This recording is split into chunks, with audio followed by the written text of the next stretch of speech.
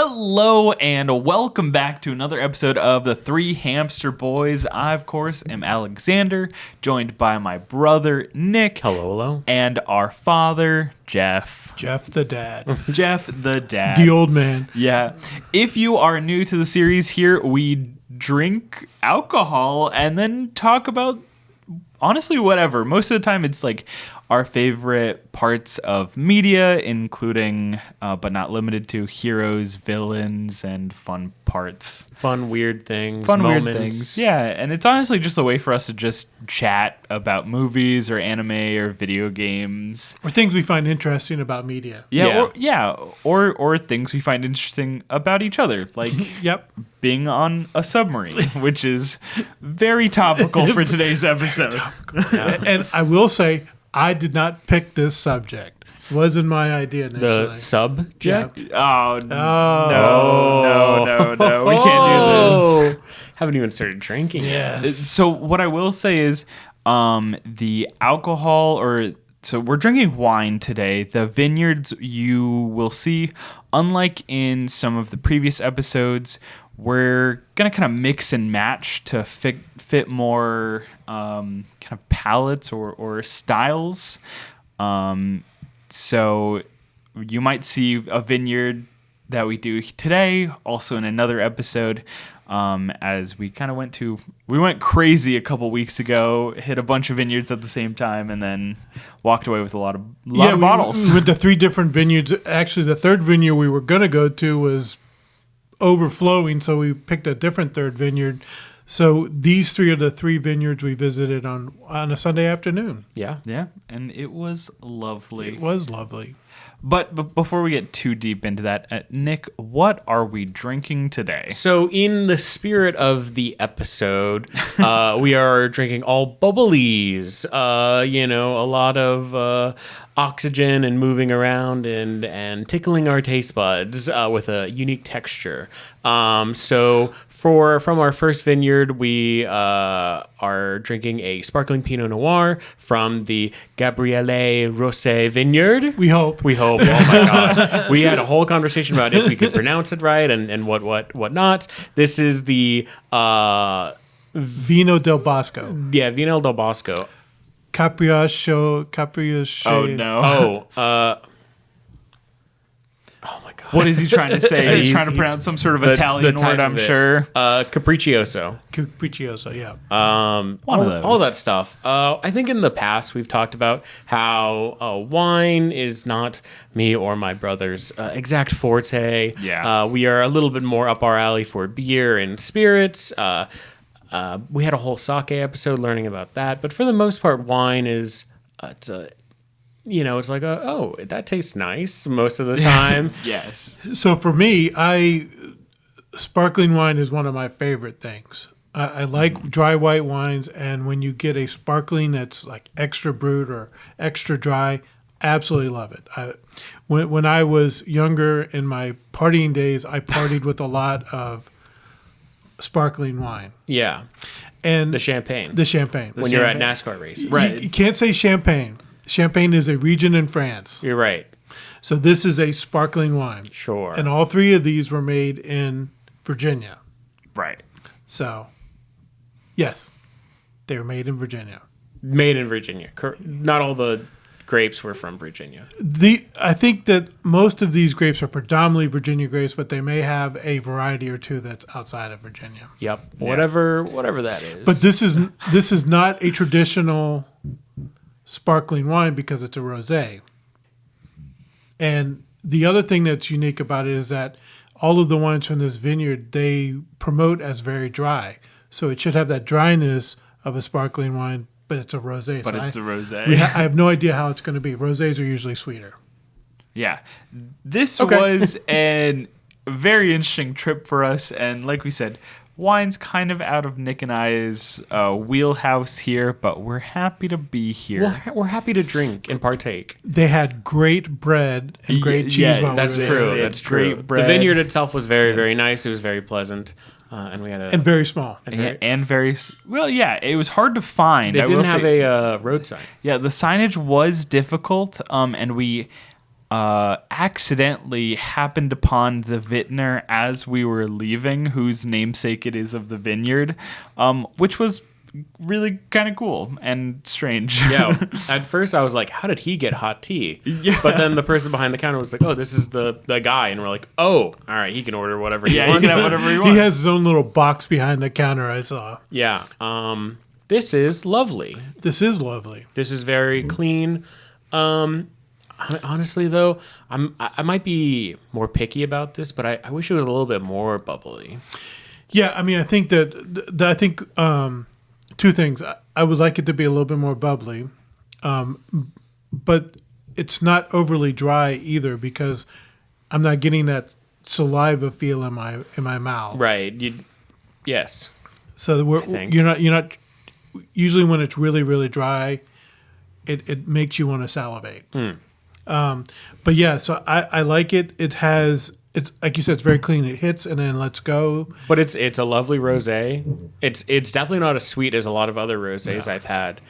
But it's very tasty. No, see, I am getting a little bit of that salivating. It is from a the little bit, yeah. dryness. And I do wish it was a little sweeter. I think I'm learning myself a personal preference. I think I like things a little sweeter. Yeah, this is probably going to be the sweetest one of the three. Yeah. Which is unfortunate that you're saying that. Too bad we had this. We've already picked the best of Alexander. Yeah, of my favorites. I will say, though, I think the episode choice was good because I'm getting very much into the underwater theme just watching these bubbles go up here. So we're talking about underwater vehicles in media. We decided one of our last episodes we did like weapons and it was super broad. And so we decided if we were going to move to something else, we'd want to at least narrow it down a little bit.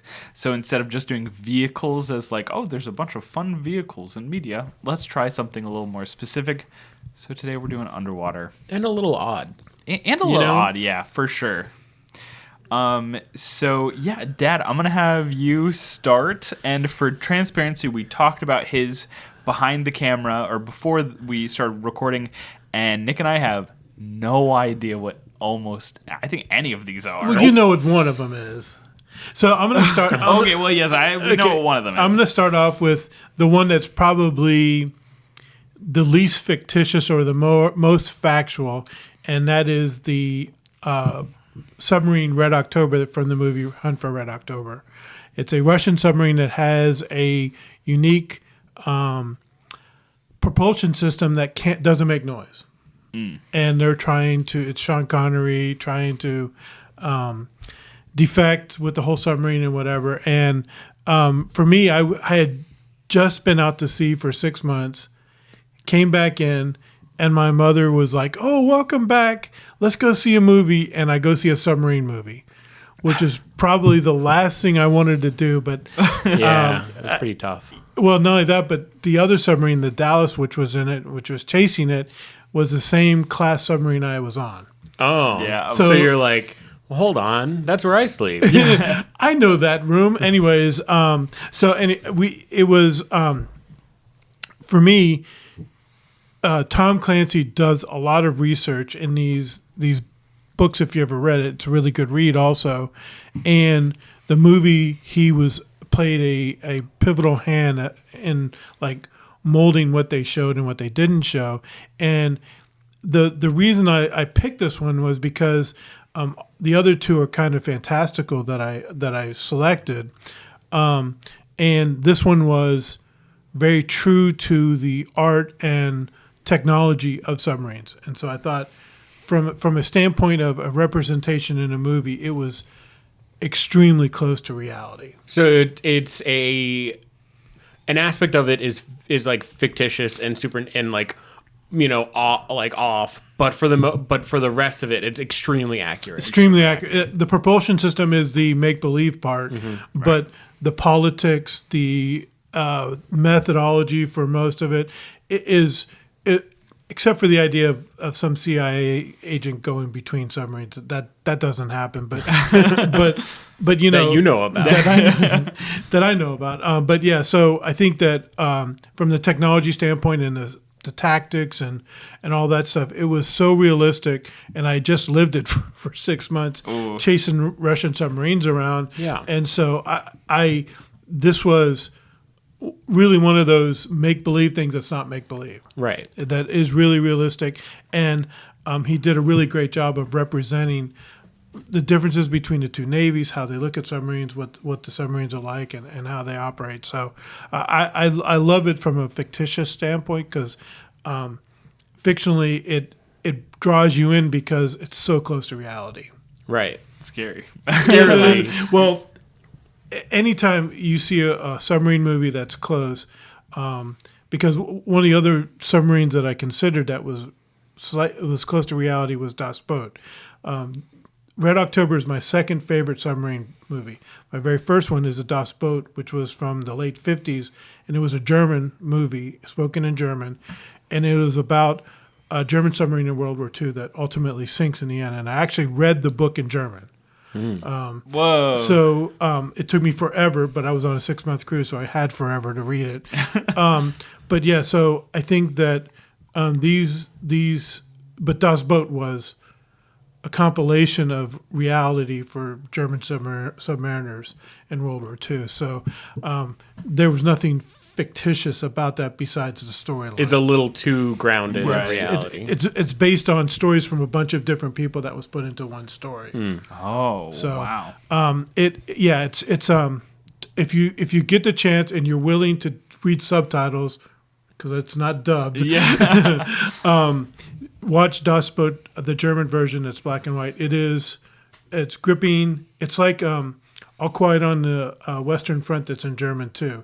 They remade it in a different version in English, but the German version is definitely much more realistic. And Interesting. When we're talking about media, especially in like something like this, where Nick and I are about to say some very like fantastical like sea machines, do you think there's some sort of importance in terms of creating realism with media, especially for you who have like a lived experience in like a submarine kind of situation? this is what I'll tell you. I grew up watching war movies, and Yeah. those war movies were, they were made for a sense of patriotism. Most of them. If John Wayne was in it, Sure. Right. if Cary Grant was in it, these movies were made for the rah-rah. When you see things like Apocalypse Now, it doesn't put war in a glamorous thing. Das Boot, All Quiet on the Western Front, and then you see things like Saving Private Ryan. There was nothing that was fantastical about that. It doesn't capture the full romantic, perspective of it. And for me, that's much more important. I think sometimes you have to go to war because the cause is correct, but make no mistake about it, it's horrible. Okay, no matter what part of it you are, it's horrible. Whether it's the aftermath or whether it's how it impacts families and whatever, it's horrible. And so when we glamorize it, just like my action adventure movies that I Right, watch, yeah. you have to understand that when I watch a war movie from the 40s or the 50s or the 60s, it is totally fantasy. Yeah. It's not reality.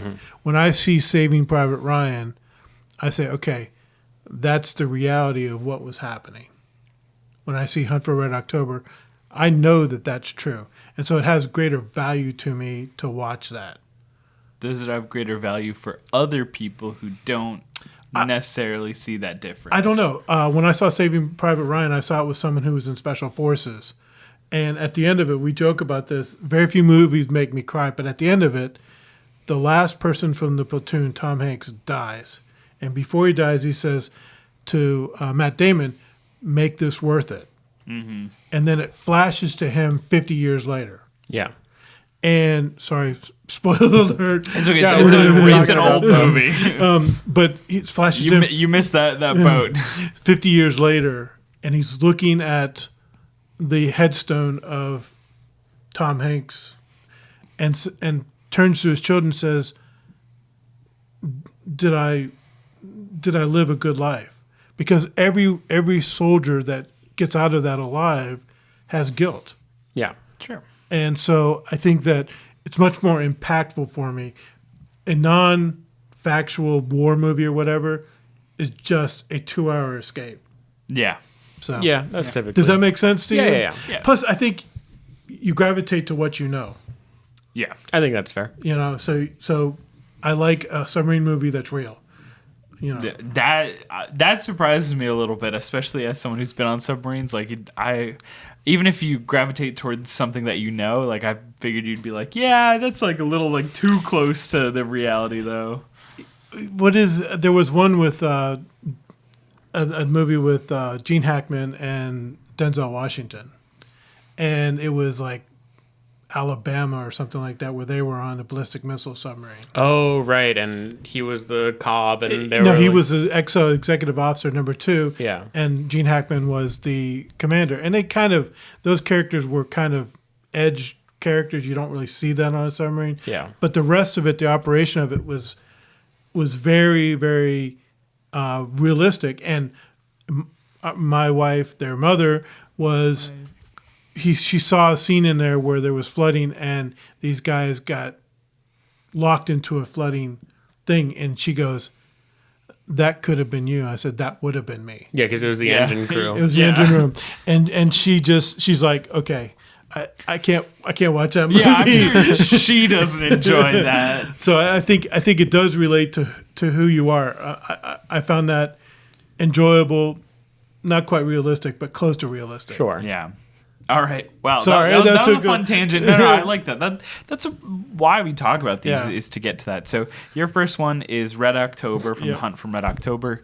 Nick, where are we going with yours here? Like a full 180 in tones and vibes. I love weird and wacky. So we're obviously heading down to the most nautical of anime world. We're going to One Piece. I guess it is really the most nautical of anime worlds. That is correct. Except for maybe the one where that mech falls into a planet and it's like all water. Oh, yes. Gargantia or whatever it is. Yeah, whatever that one is. Anyway, other than that. They don't even have like sub-water stuff. No, No. it's mainly just like mech, and they've got like big raft city. Anyways. Yeah. But One Piece is like pirate era, like 1700s, whatever. So you'd be like, well, they can't really go underwater, right? They're like wooden boats, right? Like that's what the crew travels on. And that is basically true for a long period of time until we are introduced to one of the other large pirate crews that you follow for a very long time, the captain, Trafalgar D. Waterlaw. What a name. And his boat, the Polar Tang, which is a yellow submarine that has masts and treads on the bottom. What? And it goes underwater. I don't even think I've seen a picture No, of so this wait. before. This is what's funny. Tang is the name of a submarine in the U.S. Navy too. It makes sense. Isn't it the name of a fish too? Yeah, that's where it came from. It's the name of a fish. That's what I thought. So I've submarines played Dave the Diver. submarines up until more recent ones were named after fish. Right. That makes sense. Is the Honolulu a more recent one? Yeah, so the Los Angeles class, which is what the Honolulu was Which is all named the cities. Was named, Yeah, named the for Dallas, That's why the cities. Dallas Honolulu. stuff. Okay, yeah. And then you had the ballistic missile runs, which were Alabama states and stuff. States. Oh. And now you have the Seawolf class, which is named after sea creatures. Oh, okay. Sea creatures and weird things. Wait, seawolf? So it's like an orca? Yeah. The Kraken. Yeah. Oh. But each of them have oddities like the Hyman G. Rickover is a Los Angeles class submarine. There's another name for So there's like exception to There's the exception. naming Yeah, classes. there's always Yeah. exceptions. anyways, I don't even think I've seen or heard of this ship. So it crawls or on crew. the floor of the ocean. No, it can go on land. Whoa, okay. So it has treads for that, but it can act like a submarine most of the time. However, it has masts and stuff to sail like a ship as well. So it's basically like a submarine, but it has a very wide body and a deck on top of it. And there are street lamps on it as well. That's wild. To illuminate in the water, but also to illuminate in over top the water. It's very interesting. It's a very small ship because Law's crew is like 10 people at most. Oh, really small. But the cool aspect of it is the captain is a doctor. He's like a surgeon. Okay. So the majority of the ship is like medical bay and like surgical room. Oh. And like that's basically how you get introduced to it. Is one of the characters gets like really, really messed up, and like he gets taken by Law to have surgery. Oh, interesting. Oh, so it's a submarine to kind of avoid fighting at times, so that he can like just do like surgery and stuff for people. Interesting. Yeah. It's like, a hospital ship. Yeah, it's a hospital. It is a hospital ship. It's extremely safe. And it was just like a very, in the future of One Piece, it's like. It kind of makes sense, but like in that moment when it was introduced, you're like, what? How did we get to this technology? Like people are still like we're raising anchor, like we're on that capability of most ships that we interact with. Yeah. But now that we have like a full submarine that dips underwater and does all this crazy stuff, you're like, what the heck? What? But it's very iconic, and you, like I said, it's like owned by a very prominent pirate that you follow along with the crew and whatnot. So you see it a lot, and you get very accustomed to it. So. Whenever I see things about One Piece, I never see this. I was going to say I've never seen this either. I've heard of Law before, but I've never seen the ship before. And it seems like to me that is that because it's not an opponent or a fighter against. Yeah, the ship is rarely used for combat, and when it, due to like weird stuff, Law it like ends up just sailing with the main crew on their boat, and his ship is usually like, oh, we're going ahead to like scout or to do whatnot. So the ship itself is rarely actually seen. Yeah. There's only like a few moments where it's like topside and like sailing around. Fair. All right, we only have a little bit of time left in this segment, so I'm going to really quick go over mine. Very similar to yours, mine is not a warship in any way, but dissimilarly, it is massive. It has a crew of 200. I'm talking about the Ulysses from Atlantis, The Lost Empire. Yep. Yes, it's me again talking about old Disney movies because I feel like old animation or older animation because there's old animation that we could talk about. I talked about Treasure Planet. That's true. And that's like the same era. Yeah, that is definitely the same era. But yeah, the Ulysses is that big submarine. I said it looks like I'm going to say it again, not a Zamboni. No, a Zeppelin. A Zeppelin, but for underwater. Right. Atlantis, of course, has like a lot of like steampunk elements. But it's this massive submarine that they use to go on this expedition to look for the city of Atlantis. Your mother and I just saw that. You guys? Oh, wait, really? Oh. Wait, that's awesome. That was one of the Disney things that we were watching because we were like, we've never seen that before. Yeah. It's a classic. Good one. It's a good one. I feel like the second movie wasn't quite as good, but I don't think I ever watched it. I don't think there was. I didn't know there was a second movie. Maybe that's the reason. Maybe that's why. No, the first one's good. I think it's a classic, and I think especially for like a lot of the promotion of the movie, the Ulysses' submarine really became one of those like poster elements because it's just so cool and unique. It kind of looks like the underbelly of a ship, but all like metal and steampunky. Yeah, I think that when we talk about fiction and what they were writing about submarines, there was kind of two ways of looking at it. It was going to be a ship that went down, or it was going to be something like a plane or a Zeppelin that went underneath the water. Yeah. Because they looked at it and said, okay, it's got to float in the water, kind of like an airship was. So if they were imagining what an airship was looking like, then they just took that imagination and put it underneath the water. Or they said, okay, it's a ship that somehow is going to submerge down, because the original submarines were basically ships that would go underneath the water for very short periods of time. Most of the travel that the old submarines did was on the surface because they had to run diesels and power everything. And so when they went underneath the water, they had limited amount of air. They were running on batteries, which were not very good. So it was very limited time underneath the water. So most of the time they were on the surface, and they had guns on the top, and they had a regular deck on top of it that they could just go from there. Yeah. That is something that I do want to talk more about, especially when we go into like space vehicles, because like a lot of time when you're looking at like Star Wars, a lot of those ships look like just regular boats that we would have on the water if you just like put them up into space And gave them instead. like weird accents. Yeah, exactly. Well, I mean, half the time these futuristic ones for long-term journeys have sails. yeah. Yeah. So, you know. Yeah, it is interesting, and I love the technology, especially when it combines with media. But our glasses are empty. I think it's time for another bubbly. We're gonna refill our glass and be right back. Don't go anywhere. See you in a second. And we are back. We've got new drinks in front of us. Wow, mine is really bubbling. You poured it out and you said looks a lot more like a Traditional sparkling wine. Yeah. And already we're noticing way more bubbles Yeah, it's here. bubbling a lot. Plus the color, very clear yellow color. So Are you expecting it to be a lot drier? I'm hoping so. That smile. Oh my god. So this is a sparkling from Blenheim Vineyards. This is the Blanc de Blenheim. Their namesake is in the title, so I'm hoping that it is very good. The vineyard was very, very lovely to visit. They had a incredible like A-frame tasting room.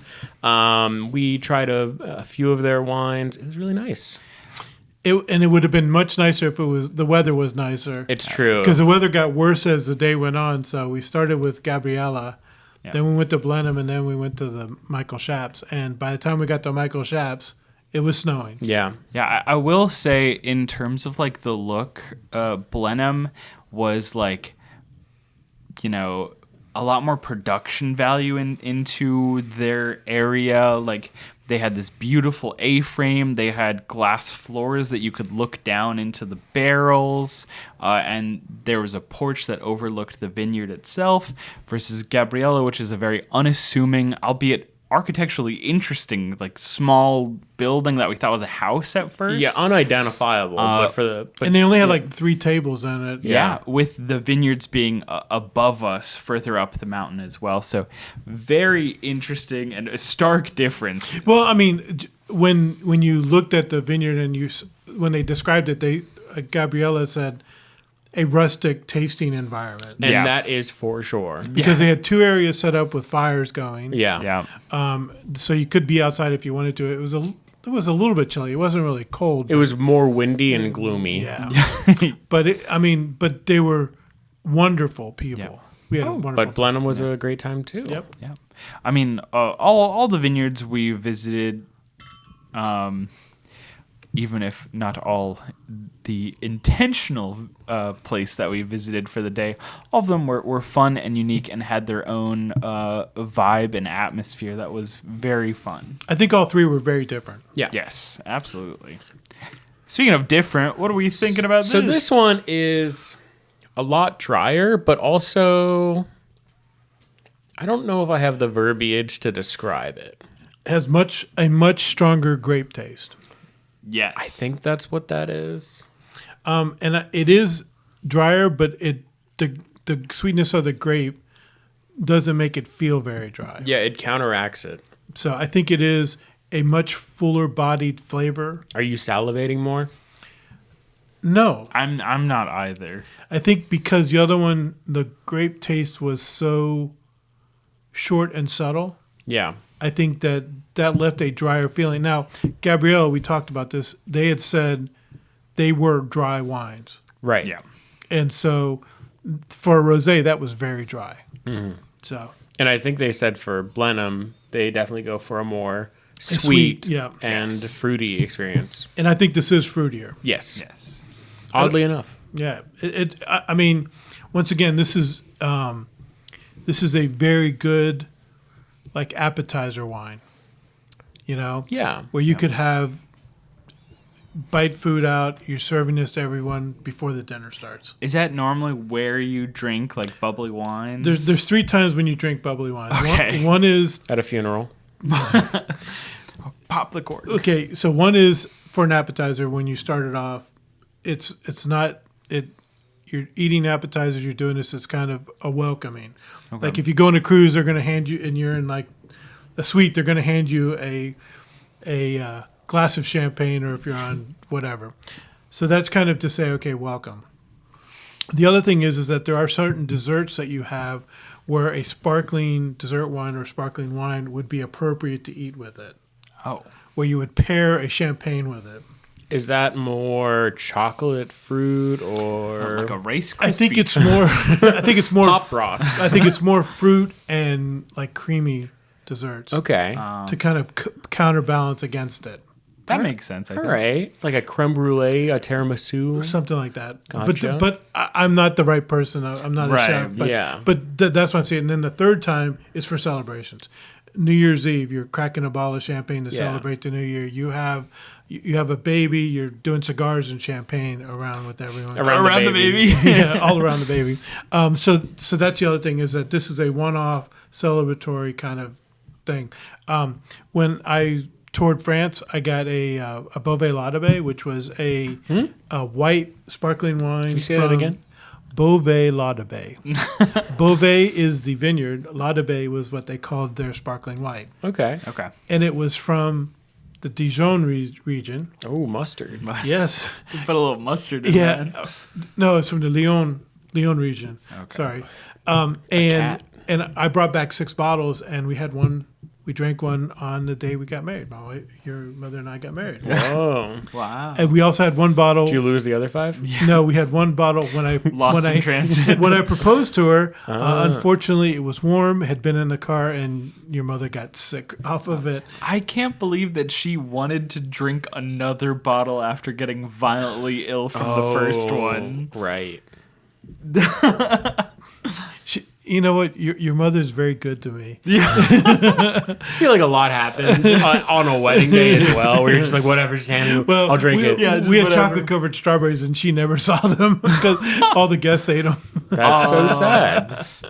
Anyways, I can imagine she would be upset about that one. because she goes, we had chocolate covered strawberries. I said, yeah, we ordered them for you. I never saw them. Yeah, they never got those. They never got those. Yeah, someone failed in their job to get her chocolate covered strawberries. Someone was not guarding them well enough. Yeah. Well, they were passing them around as part of the appetizer Oh. thing, and so They made a never mistake there. they never got close to us. Yeah. because as soon as it came out of the kitchen, people were. I was about to say, yeah, if they're passing it, they better start with her and then end If somewhere the food else. is out, that's how our family works. Yeah. Yes. All right, Nick, what are we doing with subnautical vehicle number 2 here? So number 2, I'm switching up the tempo again. Okay. Bringing it to a more grim and darker feel. I just talked about BioShock when we were talking about betrayals. Yeah. And we're going back there because BioShock is the quintessential underwater environment video game. I can't think of another one besides like Subnautica. Subnautica, yeah. Which I will say, for the record, I haven't played it. I don't think you've played I've not it played either. So I haven't played it. yeah, I didn't Sorry, think you double played checking. it. Yeah. Just in case you're like in the comments going, why? Why didn't you didn't I mention choose? anything from There's so Subnautica?" many vehicles. We haven't played We it. don't know. When I was looking at vehicles, I was like, I feel bad. I haven't played it. But for classic video games, once again, BioShock is always around, and it's an environment that I first thought of when we were talking about this. And I'm going with the bathysphere, which is the original machine that you enter from the lighthouse to go down to Rapture, the underwater city.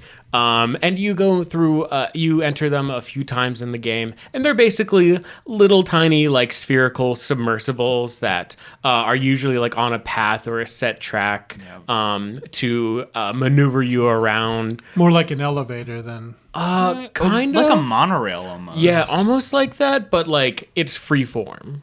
It's not on like an actual track. It's just like, oh, I'm programmed to follow this route. Oh, okay. Sort of thing. But yeah, they're little like mechanical steampunky balls that like float around this underwater city.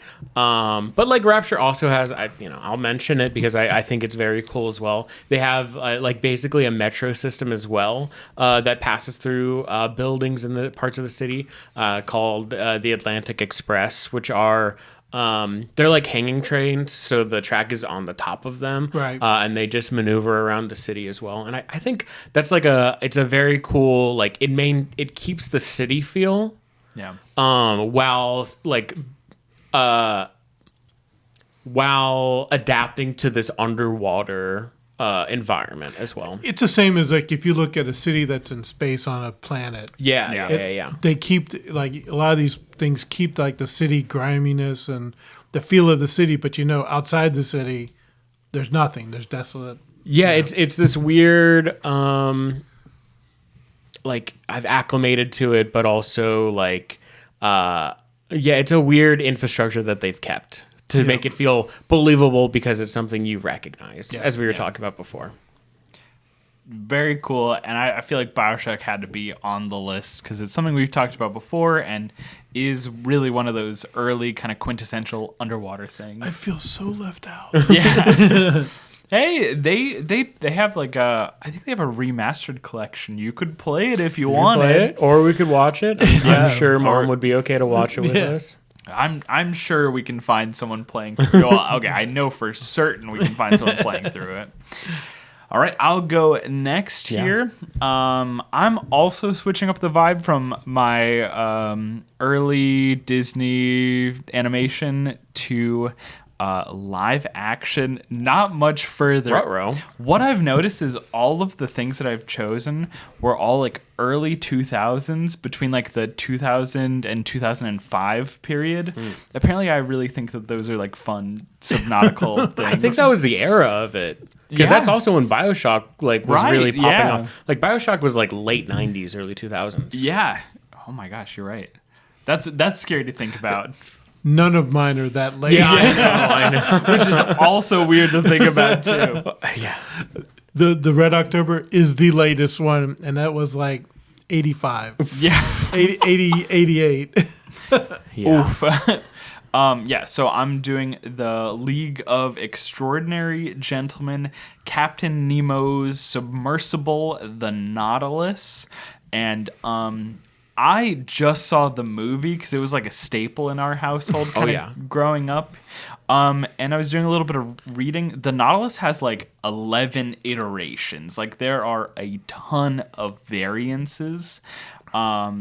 Obviously, you have that like very like classic look from the movies. From the movie, it's like an ivory castle almost feel. It's like extremely clean, so bright. It's like such a. I'm sure it's like in that moment, it's sort of like this is the modern like sleek look of a submarine. I mean, I've read Jules Verne's 20,000 Leagues Under the Sea. Yeah, right. Which is kind of the basis for that character.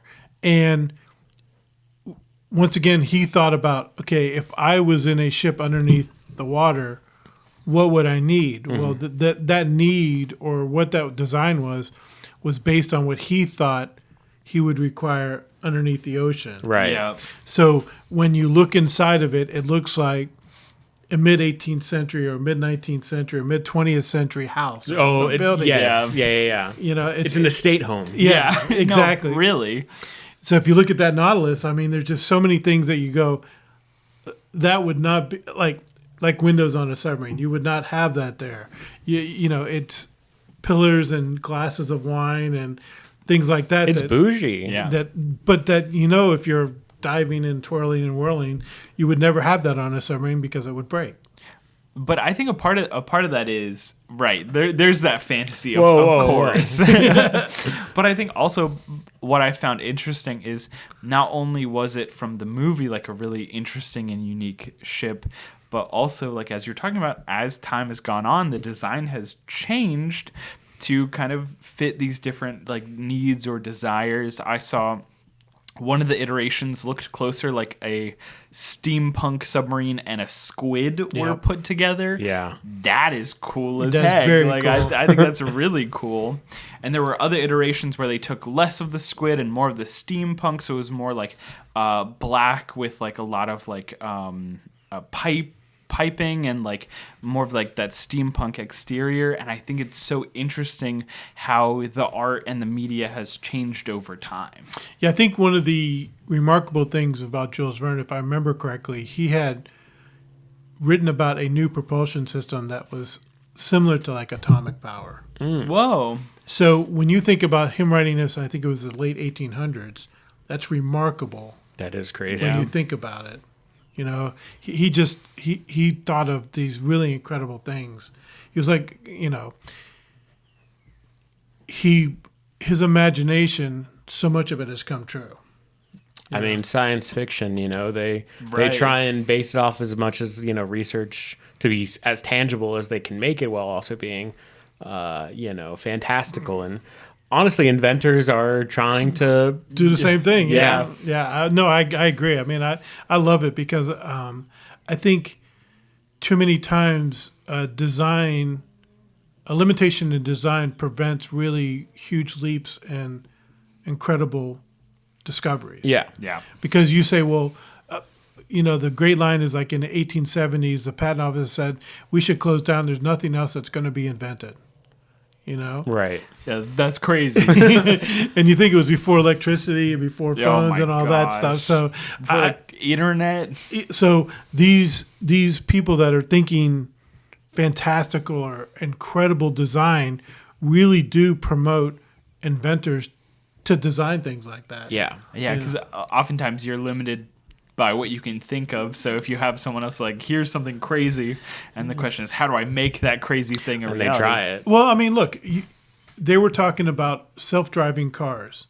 In order to think that, you have to redesign what a car is, Yeah.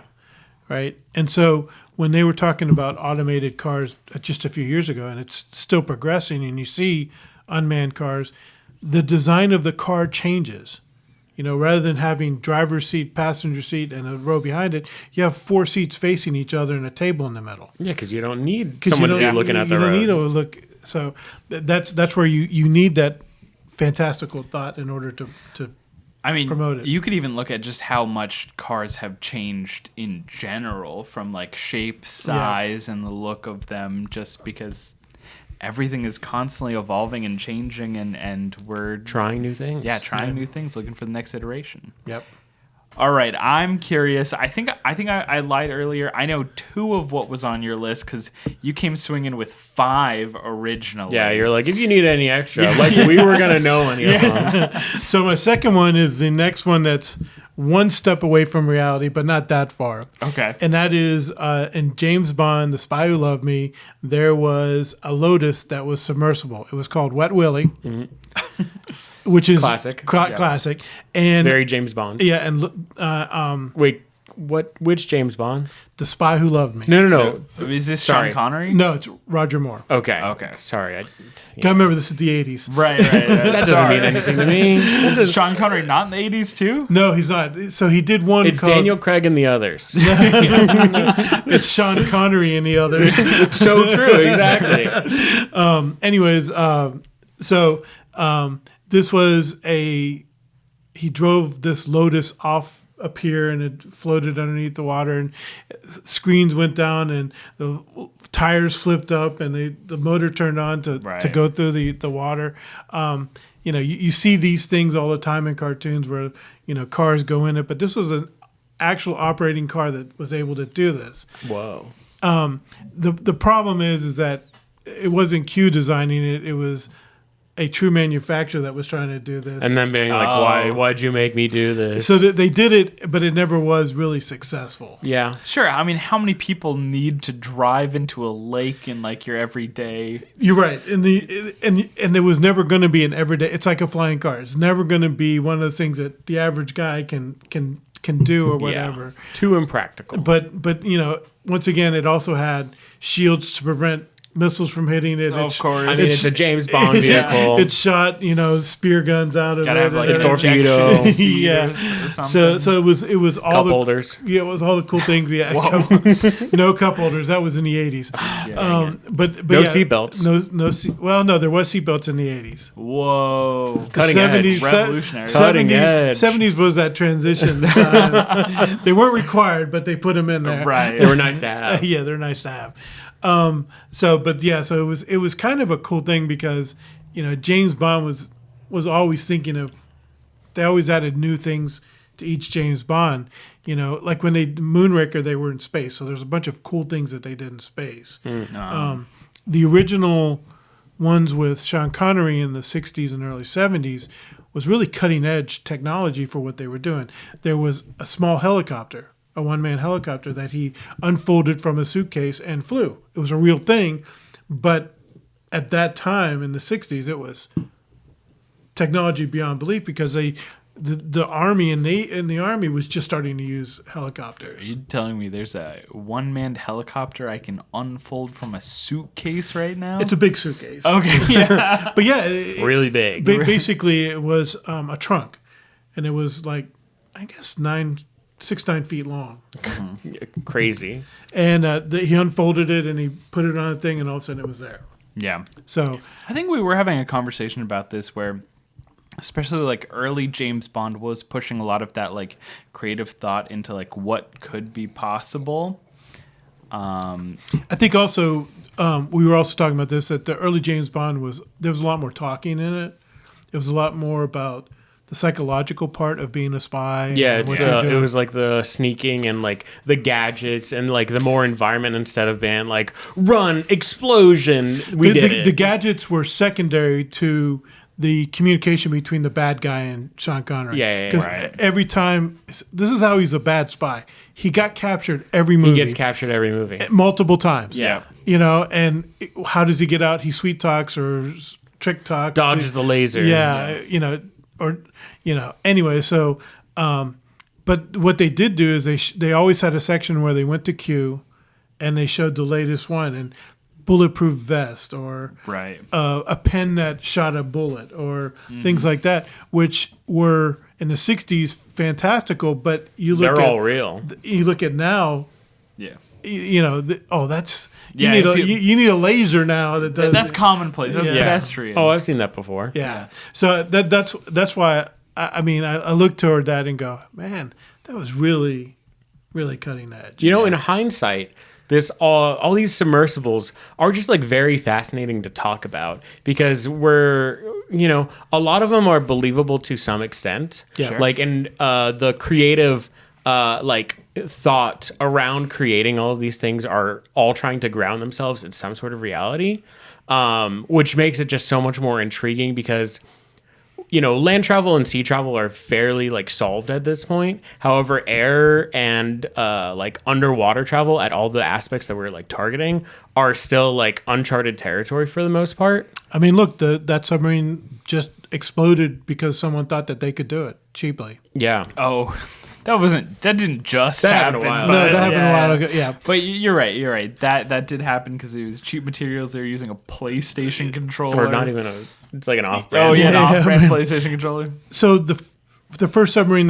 was ever used in war was during the Civil War, and it was 7 guys, and they were locked into a tube. That's Okay. awful. Horrible. Airtight, and they knew it was a one-way thing, and then so they sat opposite each other, and then they had a camshaft in the middle where they Road. turned it to make the propeller move, and they pointed it at the ship, and they had explosives on the end of it. Wow. Oh wow. They were. That's not the first submarine. That's the first torpedo. Yeah. Pretty close, but the first one is actually called the Turtle. But anyways, it was a one-man submarine. Turtle. But these guys, and they actually found it in the Chesapeake Bay. That's crazy. Was that to like take care of like was it the ironclad? It or was whatever? the first attack on an ironclad. Yeah. Yeah. Wow. That's what I thought. Which is just a crazy thought. Is like, so as they're going, they're using up their oxygen Yeah. because they only have so much oxygen inside of it, horrifying. Yeah, truly actually. awful. And these guys volunteered to do it. Yeah. Yeah. Now, they had an escape plan. So the idea is if they ran into it and then they turned the other way, they could back out, and it should leave the explosives there. And then they just gotta get up to the surface. They just got to go backwards, and try to get to the surface. Oh my gosh. Horrifying. Ooh. But in general, these guys must have known. Yeah. They knew they weren't Yeah. coming back. So, once again, the reality of war is not glamorous. Yeah. Right. No matter what. No matter what. So, Well, on that happy note, our drinks are empty. Let's get to our last and final drink. We'll see y'all in a second. Don't go anywhere. And we are back with our last and certainly most fizziest drink here. It's going crazy. It is going crazy. But that makes it exciting. I didn't realize we were ranking it from least to most bubbles. I don't think anyone would have known that. we were. It was random. Yeah. What we thought was, well, okay, what are we drinking, Nick? So this is from our third vineyard that we weren't planning on going to, but still had a pretty good time at. The Michael Schaap's Vineyard. And we're drinking their Blanc de Franc, which is a sparkling wine that was made from red grapes. However, if you're looking at it, it's a little clear. It's because they take off the skin to maintain this very light color. Yeah, it's a Cabernet Franc grape, which is normally a red wine. Yeah. So I am very curious about this, what this is going to taste like. I'm expecting it to be a little richer and a little deeper. Yeah, I don't think it was in oak, so I don't expect it to have tannin in it. Maybe metallic metal barrel? I think they're mostly steel, the ones that we tasted before. Yeah, great question. Unsure right now, but for now, let's cheers to this last drink here. Again, a little bit of a side quest for us, but in the area that we live, there are so many. Wow, both those phases. There's so many vineyards. When we do a day trip like this, you can throw a stone and accidentally hit 3 vineyards. It's awesome.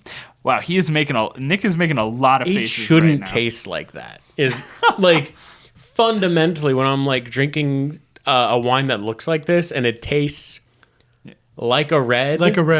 It's so weird. I was about to say it smells like a Cabernet Franc, and it's very bubbly. It's so Very bubbly. You know, we had that sparkling red from Horton Vineyards a little bit ago. Yeah, It's like this, but like weird. it is very different. Very different. It's not. So it is definitely. This is not. I would not think of this as an appetizer wine. no, It's way too full bodied for that. It's a dinner wine. It's 100% a dinner. yeah, but when What do you pair pairing it with? this with? What do you drink? What are you eating with this? Are you? I mean, Nope. That's Nope. it. This is the meal. Yeah, sir. Here you are. it has, like you said, it has the Cabernet Franc kind of taste on it, but it's so bubbly. It's so bubbly, but it's so full bodied. I mean, it's very good. I like this a lot, actually. I do too. I'm surprised. We liked their Cabernet Franc a lot. Yeah. Yeah, I think that was the one drink that we had at all 3 vineyards that day. Yep. Was a Cab Franc. we did drink a lot of reds, We drank a lot of reds. which is not normally something that I like, and I'm not sure where Nick stands. I like reds. My favorite wine is a red. Yeah, and you're a big fan of reds. No, I'm a white. Oh, okay. Because he likes the dry. He like likes the the dry. dry. Okay, yes. Although if I'm gonna drink a red, I want it to be very tannin, aged barrel. It is funny, isn't it? No, I know that's all the things I'm like. Oh, I don't want the tannin. So yeah, so I am blown away by this. It's so good. Yeah. I like it a lot. Yeah. Wow, incredible. So we'll do the break now because I always forget at the end. What? If you have any comments, Oh my God. tell us He's jumping. tell us what sparkling wine you like. Because my favorite sparkling wine is Great Western Extra Dry Brut. Okay. All right. It's a New York sparkling wine. The Beauvais Latte Bay I also like. But make a comment if you like what you see here. Please give us a like. It helps us out. And also subscribe. Yeah, please. There we go. Now you can go, There you go. Alexander. Yeah, now he 'Cause said I always we run out of time at the I always end. forget at the end. Yeah. Hey, I've been holding you accountable. No, I think I at the know. end. All right. Well, here we go. For my third and final subnautical vehicle, we're jumping back into the world of animation, and what a better way to finish it off than Scooby-Doo. That's right, we're going to the 2004 straight-to-digital comedy film Scooby-Doo and the Loch Ness Monster. My favorite. My favorite. Where they were doing the Highland Games. Yes, yeah, that's correct. I love that one. It's a That's 2004? It's a 2004 movie. I'm going to be honest. It was ahead of its time. it was definitely out of That its movie time. was ahead of its time. You know what? It made them think, we need a live action version. No, That one came out maybe a year or two after. I'm pretty sure that one was very soon. yeah. Yeah. So Oh, he's sipping. Sorry. I do enjoy this. It's good. What I will say is, the vehicle in question. Oh, of right. You course- just said the movie. Right. The vehicle in question, of course, is the Loch Ness Monster. And what was kind of fun with this, again, spoilers, but it's like 22 years old. Why are you Yeah. worried about that? Yeah. Watch it, but it's, you know. Plus, it's a Scooby-Doo movie. You kind of already know what's going to happen. I would have gotten away if it wasn't for your if pesky you wa- kids. Yeah, remember for your meddling kids and your dog, too.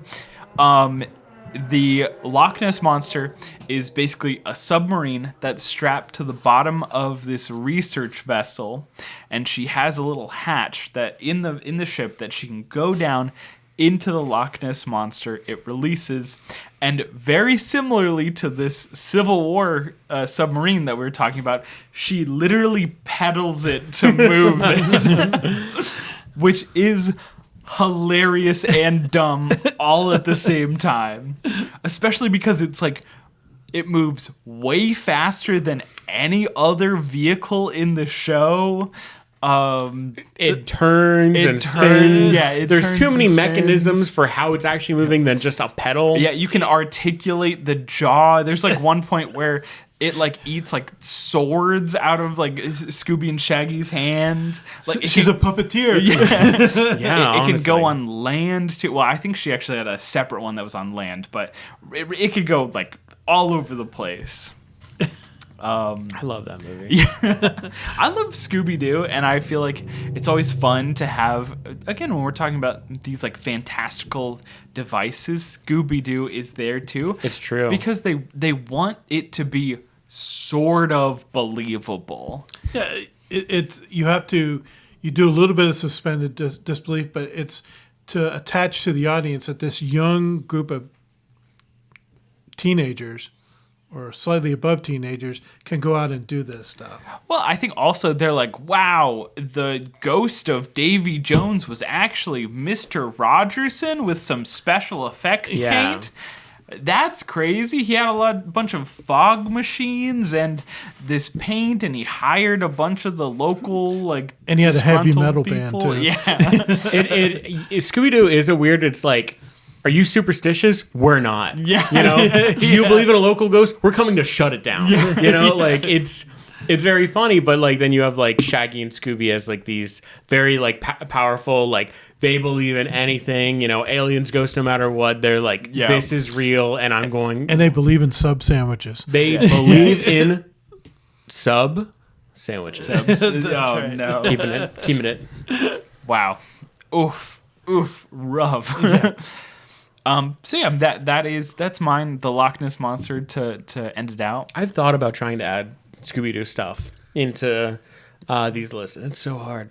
Yeah. Oh, well, I feel like they are all encompassing and then also not encompassing. They're a master too. of none. Yeah. You know, Exactly. it's like, oh, I love this aspect. Except for costumes. Yeah. They're a master of costumes. That's true. Disguise. Sure. Yeah. Yes. Master of disguise. All right, Dad. All What's right. your third and final? My third and final is kind of a combination of reality and non-reality. This is the Proteus from the movie Fantastic Voyage, which was the early 60s. And Nah, man, I can't do that. they don't know it. I should let you see it. So You'll allow us. So what happens is we should sit down and see it one night. What it is they take a submarine, and it's a classical submarine like you would see it in a yacht or whatever, where they would go in there and it would have 4 or 5 people and they would explore and do research. Sure. Oh, okay. So it's like a research. It is a research submarine that they're using as the prototype, and then they shrink it down to molecular level size, and they inject it into a person that's sick. And Osmosis Jones style. yeah. yes, kind of like that. And then they travel around the blood system in order to find the thing that's killing this guy that they're inside. Oh wait, this is actually Osmosis Jones okay. style. So Okay. and this was, like I said, 60 years ago. That's crazy. Wow. You know, when you think about it, that was way ahead of its time. Yeah, for real. But when I was in grammar school in the 70s, Yeah. I Grammar remember- school. elementary school, Yeah, they called it something back in They the Stone only Age. did grammar? No math? we didn't even do grammar.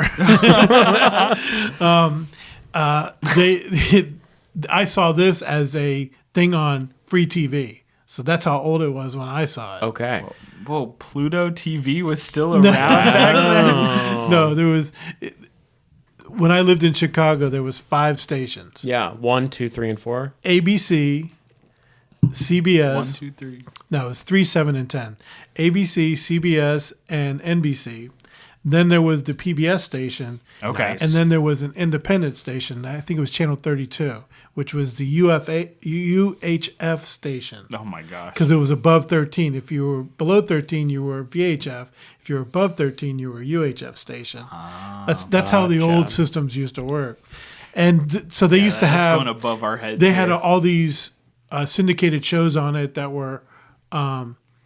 like you had the Banana Splits, which you guys don't even know about, which was a cartoon and live action show for kids. like the Wiggles.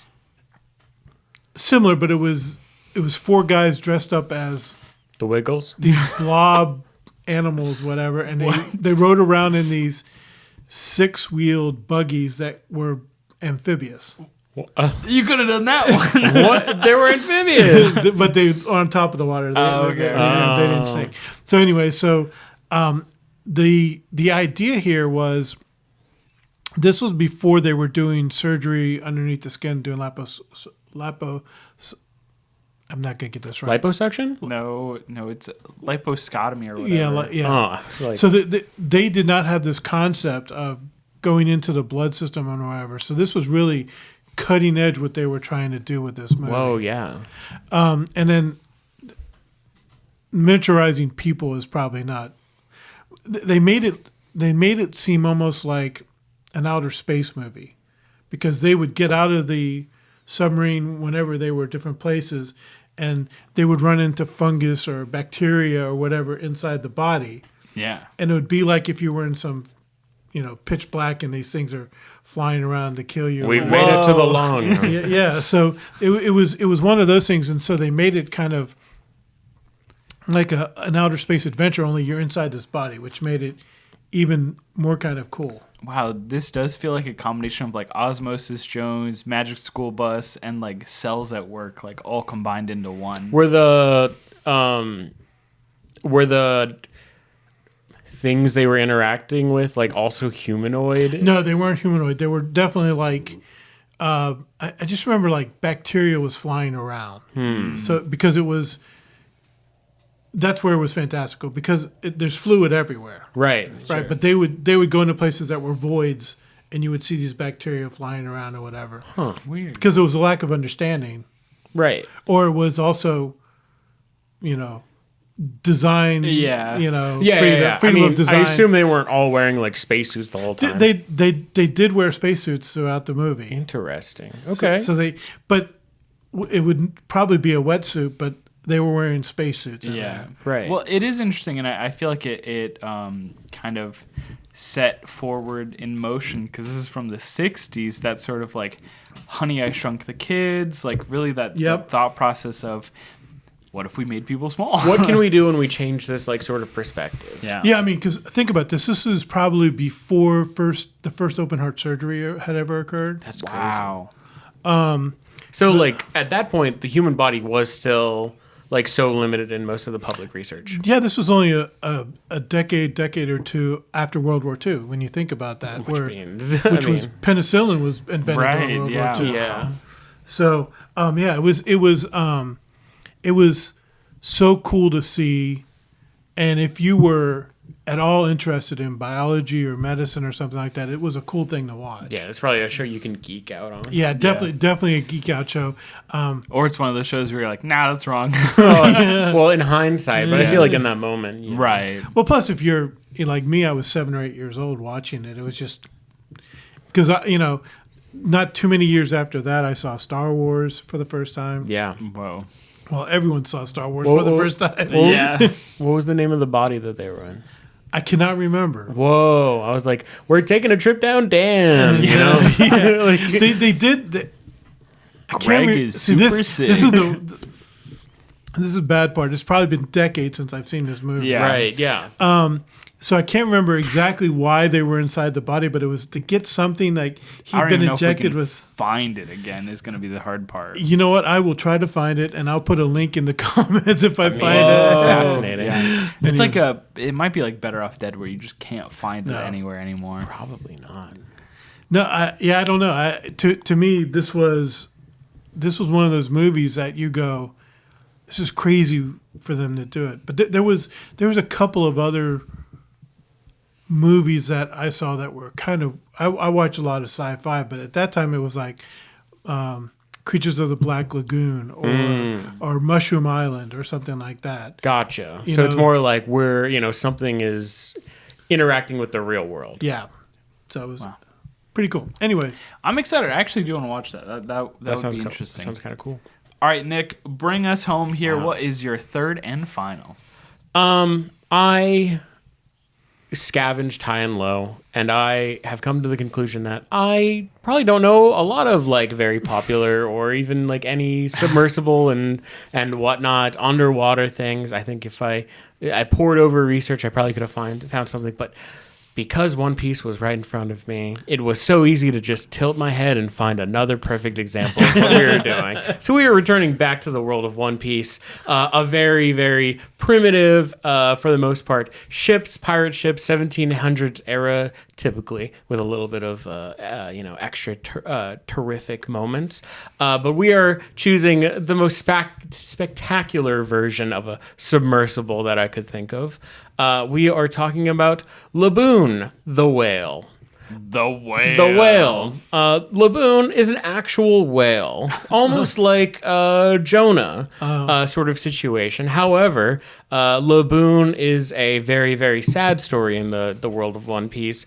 He is a little whale that traveled with a group of pirates that eventually crossed a place that no one can return from without sailing across the entire world.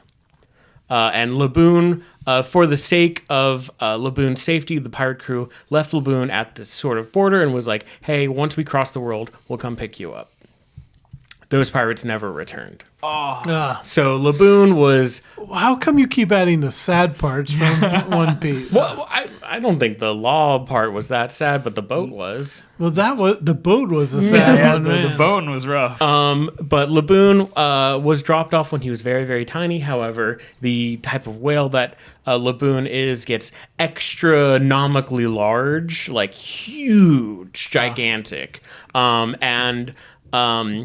Laboon was left at this border of the world that is basically just a huge mountain range that covers the entire hemisphere. It's like a mountain range that wraps around the entire world. Okay. So Laboon's story is that for years and years and years, Laboon would slam its head against this mountain range to try and get across the ocean to where the pirate crew was. They were like, the mentality was like, they're on the other side waiting for me. Oh, that's so sad. Oh my god. So when the crew, the pirate crew, with Luffy and the crew meets them, Laboon is this giant whale with like covered in scars on its forehead, and it's just banging against this wall over and over again. And eventually they get eaten by this whale, and instead of traveling through the digestive tract and entering in this like horrific, awful stomach, they enter a acidic lake with a floating island on it, and the interior of Laboon's stomach is painted as the outdoor sky. Oh. And on this island is a kooky doctor named Crocus, who is a guy trying to make sure that Laboon is alive, and making sure that Laboon doesn't like kill himself from like all of these like arduous like impacts. What the heck? So he has like manufactured like interior tunnels and like all these sort of things inside of Laboon, and he gives Laboon medicine and can talk to Laboon, and he lives on. It almost looks like the Dragon Ball island that Roshi lives on. Okay, yeah. He's got like he's got like a metal plated island that is in the center of Laboon's stomach to stop the like acid, and he just chills there for the most part. When you say he talks to Laboon, does Laboon think it's like his inner voice? No. Okay. Like Laboon knows this guy. Oh, okay. So Okay. it's like Laboon is like hitting the like wall, and he's like, Laboon, chill out. Yeah, please stop hurting yourself. And he like sedates Laboon to like and stuff like that. It's like a very, very heartbreaking scene. Yeah. Because it was like 60 years since this crew has left. Oh. At one point, you're like, "Sorry, buddy, they're gone. You got to move on." Oh no! But no, it's really good. It's really powerful, and I count Laboon. He's a submersible. There's a guy living in him. He's created this like like infrastructure inside the whale. And Laboon's a great character. There's a very touching moment where Luffy, the main character of One Piece, has a brawl with Laboon. Okay. And yeah, just Luffy casually fighting a blue whale, basically.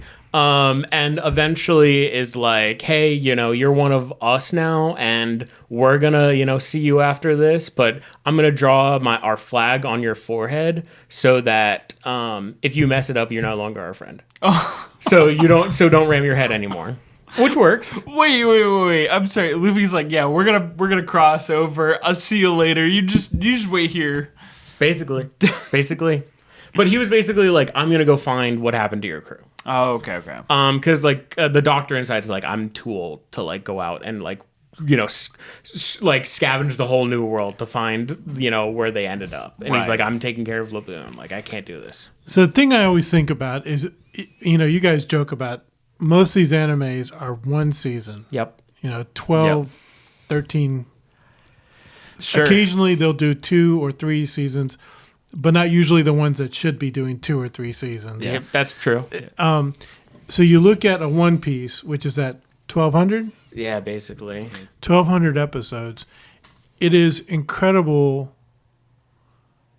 So there's 2 things that are incredible. Number one, it gives them the time to do things that are very unique. They can truly lay down as much foundation as they need to and still have ample time to let it fester and grow and flourish to the degree that they would truly want it to. Right. And we're only halfway. The other thing is that it also allows them to do as many storylines as they want. Yeah.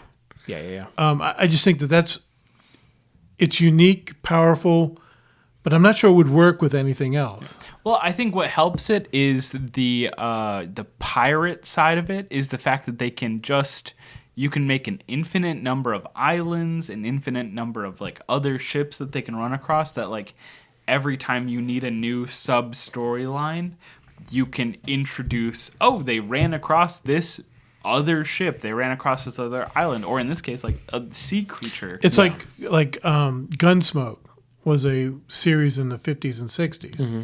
And they ran for like 32 years. Yeah. one Western town with one Western sheriff. That's Yeah. crazy to me, to be honest. Which is just, I mean, it's good work if you can get it. I mean, Yeah. Marshall Dillon worked for 32 years as a sheriff. Sure. But there's a point when you go, you know, they always joke about MASH being, 10 or 11 years long. Yeah. Yeah. And the Korean War was only 3 years. Yeah. Yeah. But coming up with that many episodes and whatever, Yeah. I do think it's different from an anime perspective because they can add whatever flair they want to it and take. Because, I mean, you've talked, well, this arc took 60 episodes. Yeah. If you're a TV series, that's 5 seasons. Yeah, exactly. Yeah, but I will say those like standouts are not necessarily the norm. Right. as It's we've talked also about. like Gunsmoke, I'm sure, is like episodic or like multi-episode and whatever. And I know MASH is like very episodic. Like it's very self-contained. Yep. One Piece is this true oddity that I think anime really like take advantage of, where it's just one guy writing it. There's only one guy writing this. Ichiro Oda is the only guy who's manning this ship. And for all 1,200 episodes, he has been directing the story to the end. And I think that's the really crazy part about it. I think there's a lot of kudos to like writers who write to this degree, to this scale, and still have their goal in mind. yeah.